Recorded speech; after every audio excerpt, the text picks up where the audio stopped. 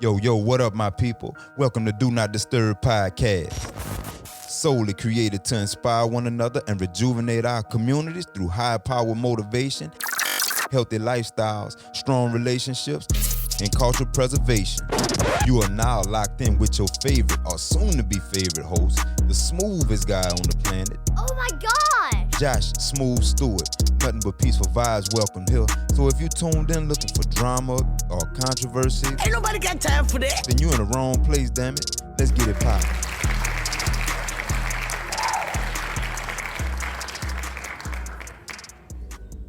Family, what's good? Welcome to Do Not Disturb Podcast, man. This your boy Smooth, man. I'm glad y'all here with me today because I have a special conversation for y'all today. Or a testimony. You know, I recently had COVID-19. I was tested positive on June 27th for COVID-19. Blew my mind. Blew my fucking mind. Couldn't believe it. I like to think that I'm one of the most healthiest people I know. If not the healthiest person that I know. Nah, I know some healthy motherfuckers. But I'm pretty healthy. And it blew my mind, man. Can't believe it. Cannot believe it. I remember early stages of this crap. I was with the whole 5G thing.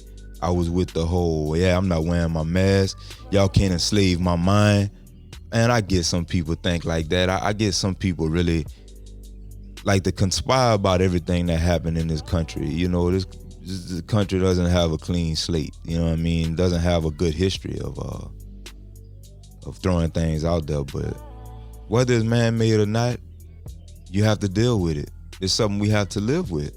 You could protect yourself by different methods, but the best way to protect yourself is just being cautious and taking the proper precautions for yourself, and not only for yourself, but the people around you, because that's important too. Everybody got to look out for everybody. And I think we conspire this whole situation and we take it too far with certain things we say. I know I did. I can speak for me. I'm not going to put it on nobody else. I'm going to speak for me.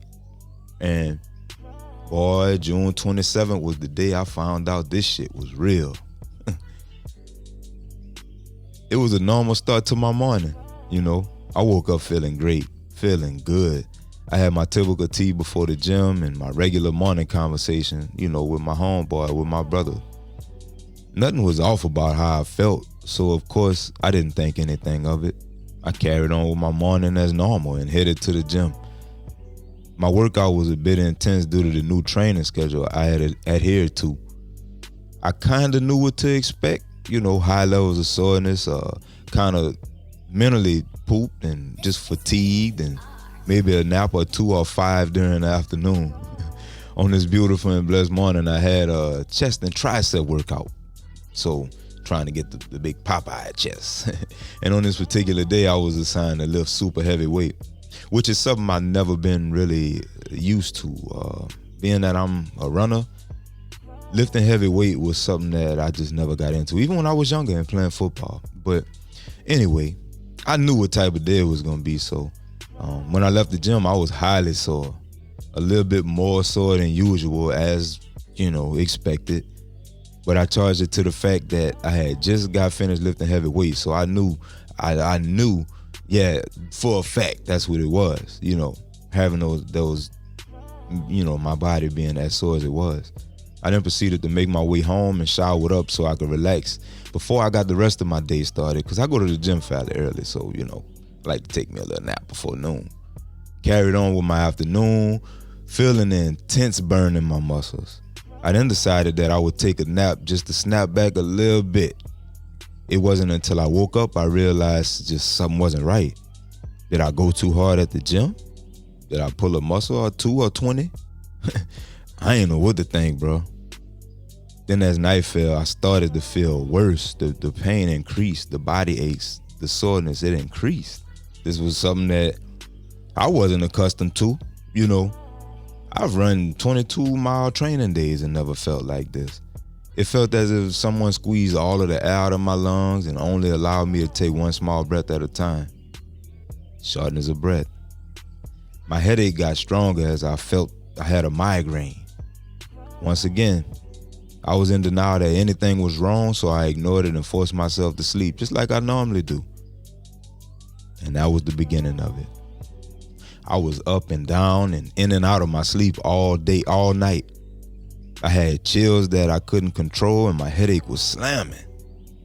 When I tried to get out of bed to use the restroom, I was shocked as to how my entire body felt.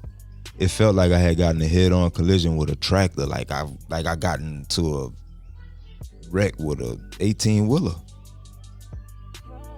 From the hairs on my head to the bottom of my feet, I felt washed out and depleted. I felt like I couldn't do nothing but just lay down. The pain in my chest had increased as well. The shortness of breath was getting worse. It was that feeling of if you inhaled exhaust smoke from a vehicle. I then forced myself back to sleep for another hour and woke up feeling even worse, which was a surprise to me. Now, don't judge me. I'm a huge mama's boy. Shout out to my mama. That's my heart. Anywho, she answered and I told her my symptoms. As always, Karen Mothers, she suggested that I go to the ER just to get a COVID-19 test done to make sure that wasn't it, because the symptoms sound all too familiar. It would have been a different story if I lived alone, being that I'm as stubborn as I am, which, thank God, at this time I wasn't. But at this point, I had to think about my son. Now, if you know me, you know I don't do doctors and medicine, so I hesitated for a moment before I got up and got dressed and got checked up. I even laid across the bed for a second like, man, I'm not about to go to this hospital. But hell with that. I did. That 10-minute commute to the hospital felt like a cross-country drive. I'm so serious. After registration and getting my vitals taken and triage, I was sent to a room and isolated. About 10 minutes later, a doctor came in looking like he was ready for work at a nuclear plant. Super dressed from head to toe, double mask, shield, everything. This is when it all set into me that this shit is real, man. This ain't no 5G waves coming from a tower. It's a real fucking virus out there. Then they proceeded to take the chest x-ray to make sure I didn't have any fluid on my chest, pneumonia. That came back clear, thank God. Everything had looked okay on my chest x-ray, and moving forward, they stuck this long-ass Q-tip looking swab down each nostril. It burned like hell. The pain was excruciating. I fought the first couple times. I ain't gonna lie, I fought her. I was Mike Tyson. I wasn't losing. She tried, but then I let her do her job, man. I couldn't keep fighting a lady like that. It brought tears to my eyes. The burn was that intense. The nurse then left the room, and the doctor returned with the results. Mr. Stewart, your results came back from the test, and you did test positive for COVID-19. My fucking heart dropped to the bottom of my feet as tears filled my eyes. I was in disbelief. Me? Could this shit really be happening to me?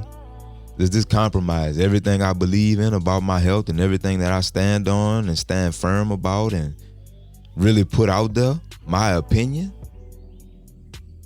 I was dazed and confused, but I knew only one thing. Staying positive through this will yield fast results for my recovery. I repeat, staying positive through this will yield fast results for my recovery. And that's for anything in life. You stay positive, you get through it. That's the quicker you get through it. So I smiled and took my orders and said thank you as I continued out the hospital door. As I got home, I couldn't go to my son's room and talk to him about it, as I couldn't be around anyone, so I had to call him on the phone and tell him the surprising news. I'm so glad he didn't have any symptoms. I'm so glad he never felt no type of way. So it was really no need for me to bring him for a test. And at this point, I was helpless. So I probably couldn't, and the best thing for me to do was stay in the house. I'm out here in New Orleans. I'm not originally from New Orleans, but all of my family and people that could help me is about an hour and a half away, so pretty much have to do everything on my own, But anyway, the doctors suggested I keep him here, keep him isolated until I felt better, and then we could carry on. He was super terrified at first. The dude was scared. The media fills our head up with the worst terrifying news about this virus. Now, this virus is no game, it's no fun to have, It's not easy to pass. I don't think for nobody, not even the healthiest person. But they put this bad stuff in out on the media and we receive it as it being the worst. So he had got a bit sympathetic, but I assured him that I've been through worse, man. And the only way we're going to make it out of this and recover faster is to stay positive, and that there goes again, stay positive. That's key. And speak a healthy and speedy recovery into existence. No need in hanging our heads, feeling sorry and doing all of that. It's only going to weaken us and make this recovery period longer. So, you know the ramifications of that. So he agreed and told me he loved me. And I gave him some masks and some gloves and asked him to sanitize and clean everything for me. I would have done it myself, but at this point I couldn't risk spreading it in my own household, especially not to him. And my pain was on 1,006. That first day home was really rough, man. I was hungry, but every time I, went to eat, I thought about eating, I got disgusted.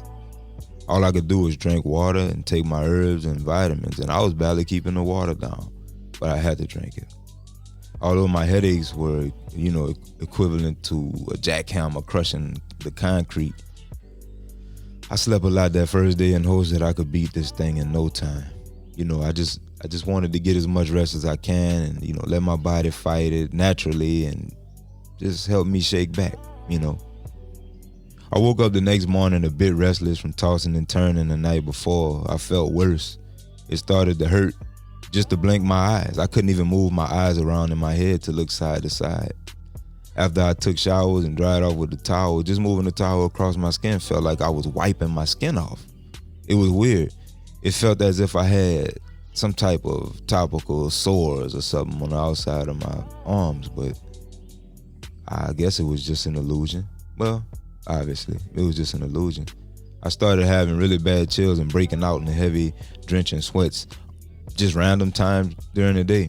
And then I'd get really cold and have to change shirts, and my shortness of breath had increased and my chest pains were off the scale.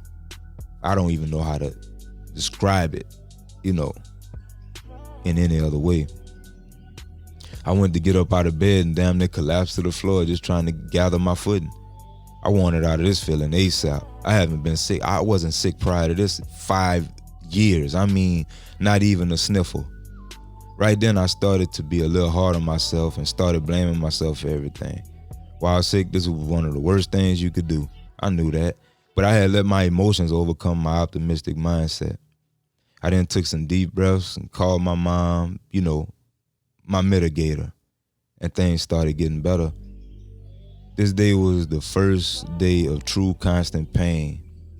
This ensured me that this coronavirus thing was not a joke. All of the doubts I had about it and thinking that I'm so healthy I can't catch it, that went out the window really quick. A lot of people ask me, do you think you being as healthy as you are, helped you beat it as quick as you did or as efficient as you did to, get through it? And I would say yes. But once again, that's my opinion, but I would say yes. Just having a strong cardiovascular and a strong heart, and immune system, always being on point. The virus just got in and broke it down instantly. I'm talking about instantly. But it's not always about what you go through, it's about how you come out of it. So we have to think positive when we go through things, man.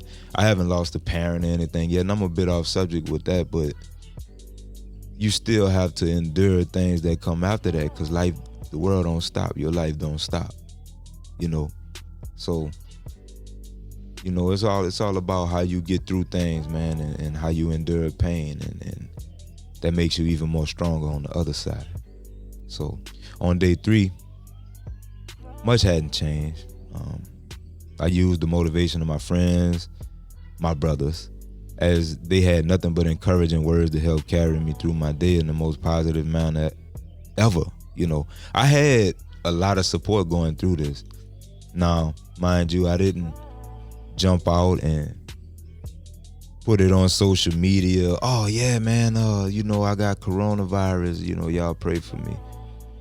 Nah, because I feel like in those instances, when you put it out there, when you put your misfortunes out there, you giving more people to pray against you, and that it stays the same, rather than stepping up and praying for you, praying with you to help you get stronger through it, So I don't never put my misfortunes out there, but all my loved ones knew. And man, when I tell you these guys and gals was, very helpful to me through these times. I appreciate it all. You know who you are. I know y'all don't want no clout for that, but I love y'all. Know that. I'm so thankful for my top 5 because, they held me down and never once turned their backs on me. My mom was and has always been my biggest support. She checked on me 3-4 times a day. Day 3 was the day I truly realized that super positive thinking would get me through this thing faster than any medication could or anything. I still felt all the symptoms heavily. The headaches got worse, and randomly I would have this feeling, of a surge of, I don't know what, running through my body, like electricity or something. It pretty much felt like I could feel the blood moving through my veins, which was super weird. It was hard to sleep at night. I ended up falling asleep, but it took forever, all but to go into day 4 and wake up with one hell of a surprise waiting on me. As I woke up on day 4, I put my mask and my gloves on to enter the kitchen to kind of put together a little meal for myself. This morning I made avocado toast. Without having a real appetite over the last few days, this meant everything to me because I was hungry as hell, starving. When I went to bite into it, a familiar scent was in the air, so I backed up and looked at the toast like, what the hell did I spill something on here? It smelled like ammonia, cleaning ammonia. I thought I had waste something on it. I ain't gonna lie, I threw that away. I threw the first one away. Then I smelled the second one and it smelled the same way, and I'm like, damn, maybe I didn't clean my prep area good enough or something. I don't know. So I just threw it away and I Googled it. When I Googled, the ammonia smell, it said that this would be one of the symptoms, new smell and taste loss. And I had that shit. It was weird, man. I had never experienced anything like that. I had to ignore it and finish my meal. Funny thing is, whenever I ate fruits or veggies, I didn't get that smell or taste. It was only if I ate foods such as bread or processed foods. So I backed away from that, and I just ate fruits and veggies until the symptoms started receding and going away. And, on day 5, it got to day 5 and day 6, I felt pretty good. All my symptoms seemed to have went away. I was like, damn, now this was early in the morning. Now, of course, I'm not getting geared up to go to the gym or nothing. I'm pretty much in isolation. So I just got on my feet and I felt really good for a moment. I went, took a shower and kind of settled myself. And then this dark cloud just came over me. And day 5, and day 6, and day 7, and day 8, and day 9, that dark cloud stayed with me. I stayed away from social media, stayed away from my phone. I talked to people that was checking up on me, family that was checking up on me, and that was pretty much it. I didn't want to watch any TV, didn't want to talk on the phone or nothing. I fought my way through. That was 5 of the toughest days of my life, man. For real. I knew it would go away. I knew this was something that wasn't going to take me out because I wasn't going to let me take it out. I wasn't going to let it take me out, but it was a hell of a process to go through alone, man. When you're in isolation and you can't just hug somebody and them hug you and say it's going to be all right, or rub your back or something and tell you it's gonna be okay. Just phone calls and text messages. I didn't want no parts of that no more. So I turned over and I got my rest. And I rested and I rested. And I came to day 11 and I got out of bed. I rolled over in bed and I smelled eggs and stuff in the air because I knew my son was cooking. And that's when I was like, okay, now it's starting to come back. I'm starting to get my smell back. Went in the kitchen when he left out, of course, after he sanitized, I went in, I fixed me something, and I tasted, and I'm like, wow, I could taste again. Now I'm still having body aches, headaches. My headaches kind of going away.